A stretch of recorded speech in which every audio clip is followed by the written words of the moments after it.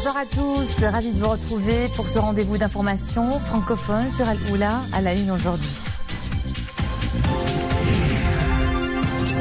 L'université Moulay Ali Chérif clôt demain les travaux de sa 22e édition à Safi, un événement consacré à la vie politique au Maroc sous le règne de feu Sa Majesté Hassan II.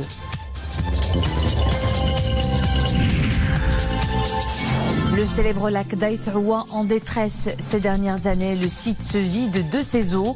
En cause, les dérèglements climatiques, la pression sur les nappes phréatiques et les apports.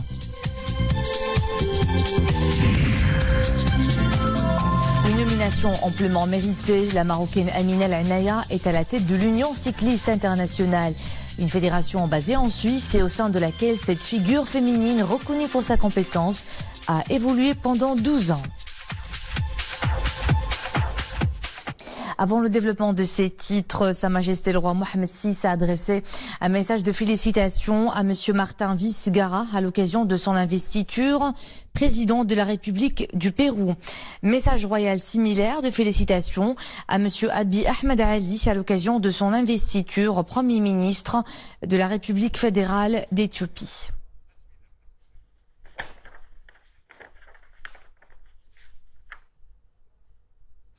La 22e session de l'université Moulay Ali Chérif clôt demain ses travaux à Safi.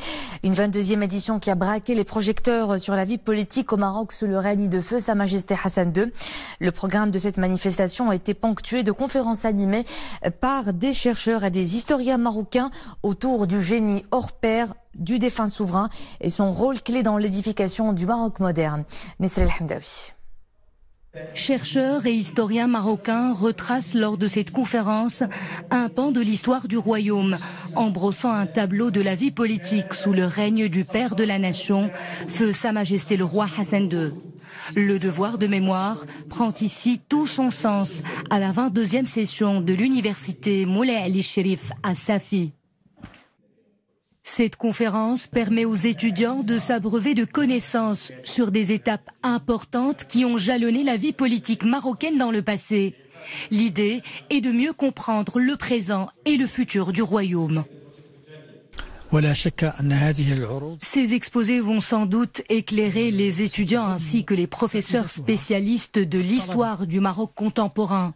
Une histoire chargée d'importants événements et développements. Au programme également de cette manifestation d'envergure, la projection d'un film documentaire produit par la Société nationale de radiodiffusion et de télévision et l'inauguration d'une exposition sur la dimension africaine du Maroc. Cap sur Jrada, la province vit au rythme de plusieurs chantiers de développement et de désenclavement du monde rural. Des projets inscrits dans le cadre du plan de développement régional. Le désenclavement des communes de la province passe particulièrement par la réalisation de routes rurales. Et c'est ce que nous allons voir dans la commune de Mrija. Et ce reportage d'Iman Slavi avec un commentaire de Nesrel Hamdawi. Les projets d'infrastructures routières à Jrada sont sur la bonne voie. Dans la commune de Lemrija, le balai des gros engins a commencé. Les travaux de construction de la route reliant le centre de Jbabra et d'Ouarlem Sidira ont été lancés sur une longueur de 11 km de 100. Pour les habitants de la région, ce chantier est synonyme de désenclavement. Je suis heureux de voir ces travaux. À cause du manque d'infrastructures routières, la population locale avait du mal à se déplacer, à aller au souk ou bien au dispensaire pour se faire soigner. La région souffrait d'enclavement. À chaque fois qu'il pleuvait, on ne pouvait pas se rendre au souk pour se ravitailler ou acheminer nos malades vers l'hôpital. Mais à présent, les choses semblent commencer à aller au mieux. La population nomade vivant dans la région verra son quotidien changer au mieux grâce à ces installations solaires portatives. Un premier lot de panneaux solaires avec batterie a été distribué à 50 nomades. L'opération devrait bénéficier à plus de 1100 personnes. Nous distribuons des panneaux solaires à la population nomade, car comme vous le savez, ces personnes ont un mode de vie basé sur le déplacement. Difficile donc de les raccorder au réseau électrique. Ces panneaux leur seront très utiles. La province de Jrada a un véritable chantier. La région connaît une réelle dynamique de développement. Un total de 22 projets a été programmé dans la province avec un coût global de 900 millions de dirhams. La Fondation Mohamed VI pour la protection de l'environnement poursuit ses actions de sensibilisation pour la sauvegarde de la biodiversité. Cette semaine, des activités extramuros sont programmées dans la marina d'Atalayoun, dans la lagune de Marchika. Et cela profite aux élèves de 9 éco-écoles qui ont notamment pu assister à l'immersion de récifs artificiels dans la lagune. Rachid Latabi, Zakaria Mouqin Billah.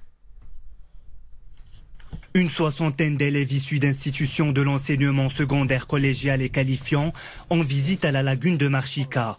Ils bénéficient d'explications sur les activités dédiées à la protection de cet écosystème, afin de les sensibiliser à l'importance de préserver les richesses du littoral. Ces élèves assistent à l'immersion de récifs artificiels, des structures dont le but est de favoriser la reproduction de poissons et de soutenir la biodiversité. Nous sommes ici pour suivre l'opération de l'immersion des récifs artificiels. Cette technique contribue à sauvegarder les richesses halieutiques de la lagune de Marchika.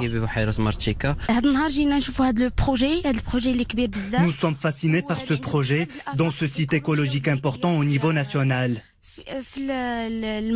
Ces activités ont pour objectif de faire découvrir aux élèves et aux apprenants principalement leur environnement local, de le protéger à travers la sensibilisation et à travers l'observation des récifs artificiels qui ont principalement pour objectif de favoriser la biodiversité marine et de soutenir la reproduction des poissons.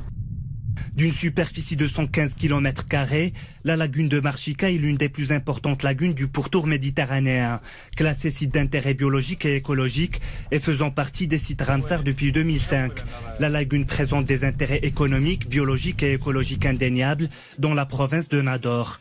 Ces habitats spécialisés pour les poissons, en fait, est une opération emblématique, en fait, de l'ensemble des travaux qui sont conduits, en fait, sur la Marchika, à la fois en matière d'aménagement et de restauration. Et ça représente aussi un symbole assez fort, en fait, puisque à la fois la conception des récifs qui a été faite en partenariat avec l'ensemble des acteurs, et puis aussi la façon dont ces récifs sont aménagés sous l'eau, en fait, renvoie aussi à des aspects culturels, en fait, pour les acteurs locaux, et ça me paraît important. 9 éco-écoles situées à proximité de la lagune de Marchika participent à ce programme. Ces activités incluent des ateliers thématiques organisés par des partenaires nationaux et internationaux. Les élèves sont invités à parrainer les récifs artificiels et à suivre le développement des alevins qui s'y abritent pour s'impliquer dans la protection de la lagune.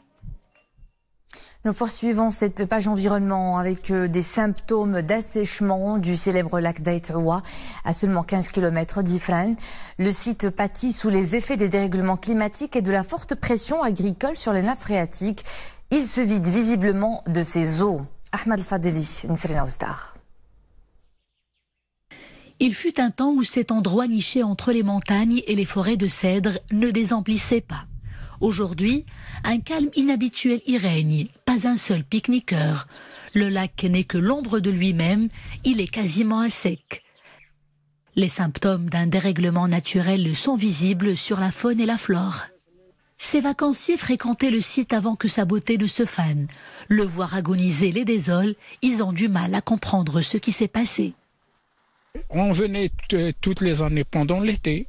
Il y avait beaucoup d'eau, Mais cette année, on est venu le mois de mars, avril, et on était étonné qu'il n'y a plus d'eau dans ce lac.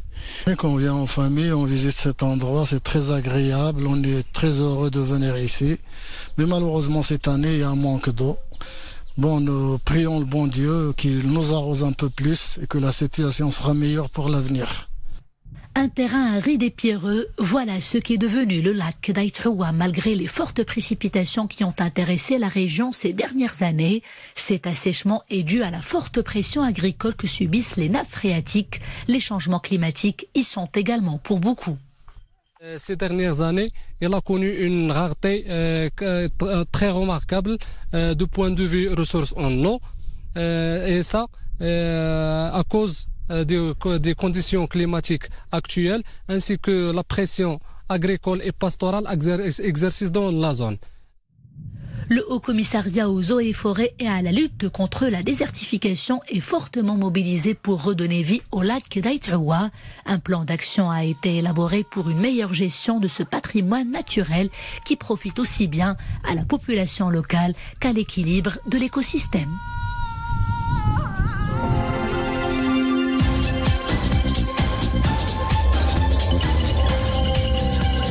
À l'international, un vendredi sous haute tension au Proche-Orient, des milliers de Palestiniens se sont à nouveau rassemblés près de la frontière entre Gaza et Israël, une semaine après une journée particulièrement meurtrière lors de manifestations similaires. 4 Palestiniens ont été tués par les forces de l'occupation israélienne et 250 autres blessés. C'est le bilan des affrontements qui ont donc éclaté en plusieurs lieux longeant la barrière. Les manifestants ont incendié des pneus provoquant des champignons de fumée au-dessus de la frontière avec Gaza. La communauté internationale se mobilise pour le Liban. À la conférence de Paris d'aide à ce pays, des promesses de 10 milliards de dollars sont faites en prêts et dons afin de moderniser l'économie et renforcer la stabilité du pays du Cèdre, menacé par les crises régionales. Ces annonces destinées à financer des projets d'investissement sur les 5 prochaines années ont été égrenées par États et organisations internationales lors d'une conférence tenue à seulement un mois des législatives du 6 mai prochain, les premières depuis 9 ans. Une chute interminable pour l'ancien président brésilien Inácio Lula da Silva. Sous le coup d'un mandat de dépôt, il a été condamné pour avoir obtenu un logement de luxe de la part d'une société de bâtiments. Donné favori pourtant pour les sondages d'intention de vote de la prochaine élection présidentielle prévue pour le mois d'octobre, eh bien da Silva ne pourra pas briguer un autre mandat. Il a seulement 24 heures pour se rendre. La Cour suprême de Brasilia a refusé de le laisser en liberté.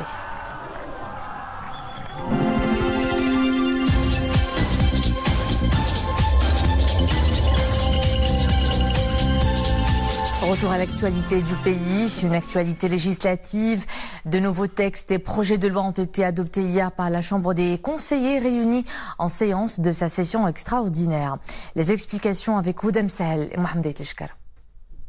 Le texte a été adopté en deuxième lecture et à l'unanimité par les députés lors de cette séance à la Chambre des conseillers. Objectif premier, mettre en place une nouvelle procédure appelée procédure de sauvetage qui, sans que l'entreprise ne soit en état de cessation de paiement, peut bénéficier du dispositif légal des entreprises en difficulté. Mais à condition que le chef de l'entreprise prenne l'initiative de demander le déclenchement de cette procédure avec présentation d'un plan de sauvetage. Le projet de loi modifiant la loi formant code de commerce permettra au Maroc de se hisser dans le classement mondial selon le critère climat des affaires. Le rapport sur le climat des affaires doit être annuellement communiqué avant fin avril, sinon ce sera une année de perdu dans le classement financier qui permet de conforter le Maroc en termes de drainage des investissements étrangers et locaux. كل القوانين التي أدرجت هي قوانين ليست بالاستعجالية التي صورتها. Ces projets ne sont pas si urgents que le gouvernement veut le faire croire. Et par conséquent, les projets adoptés, tels celui relatif au code de commerce, auraient dû nécessiter davantage de débats pour les amender, les améliorer, les adopter enfin. على أساس أن تنال حقها من المناقشة ومن التعديل ومن التجويد لهذه النصوص. Autre projet de loi à l'ordre du jour de la session extraordinaire de la Chambre des conseillers, celui relatif à la formation continue, un projet de loi qui a été renvoyé pour réexamen devant la Commission de l'enseignement et des affaires culturelles et sociales à la Chambre des conseillers. L'objectif du renvoi est, paraît-il, d'introduire des amendements censés améliorer la gouvernance et la formation continue au Maroc. À notre avis, ces projets nécessitent plus de temps pour les examiner car ils sont d'une grande importance. Ces projets auraient dû être soumis à la session ordinaire et non extraordinaire pour permettre leur examen selon une approche participative telle que stipulée dans la Constitution, notamment pour ce qui est du projet de loi sur la formation continue. en particulier les régions qui disposent de larges prérogatives en matière justement de formation et de formation continue. Et par conséquent, je crois qu'il n'y a pas lieu d'urgence dans l'examen de ce projet de loi. Enfin, cette séance à la Chambre des conseillers a été marquée par l'adoption à la majorité en deuxième lecture d'un projet de loi relatif aux établissements de protection sociale. Un projet de loi qui vise à élargir le panier des prestations pour couvrir d'autres types de prise en charge et situations juridiques, notamment l'assistance sociale, la médiation sociale, la réadaptation et la réhabilitation. C'est parti pour la 31e édition du Tour du Maroc cycliste. Plus de 20 pays de renommée dans ces disciplines sont de la partie. L'événement disputé en 10 étapes est une compétition inscrite au calendrier de l'Union cycliste internationale Africa Tour. La première étape a relié aujourd'hui Rabat et Meknès sur 135 km. Elle est remportée par l'Italien Jacob Maresco qui a réalisé un chrono de 2h58 minutes 52 secondes, devançant au sprint final l'Allemand Meran Techom et le Marocain Salahaddin Mraouni.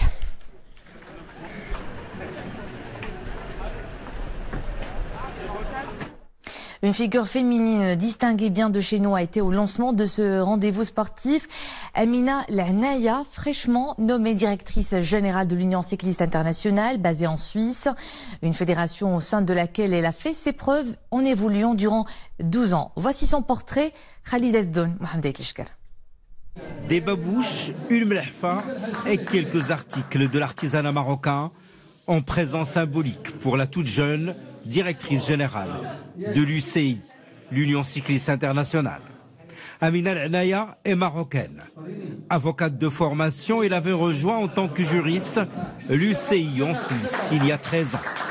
Et en couronnement de sa carrière, elle a été nommée il y a tout juste 2 mois directrice générale de cette instance sportive internationale.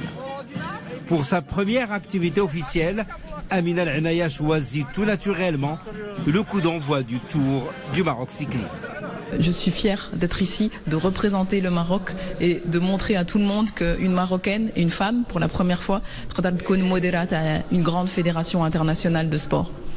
Une Marocaine à la direction générale de l'UCI, au moment où le cyclisme marocain se classe premier en Afrique.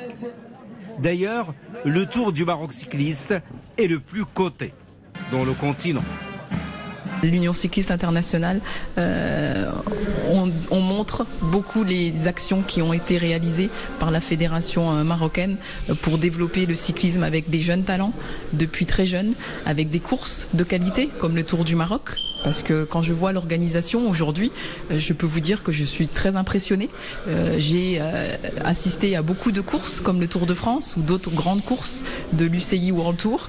Et je peux vous dire que le Tour du Maroc n'a pas à rougir par rapport à ces autres grandes courses qui sont organisées depuis beaucoup plus d'années que le Tour du Maroc. Je suis extrêmement heureuse d'être accueillie comme je suis accueillie aujourd'hui et comme je serai accueillie encore demain.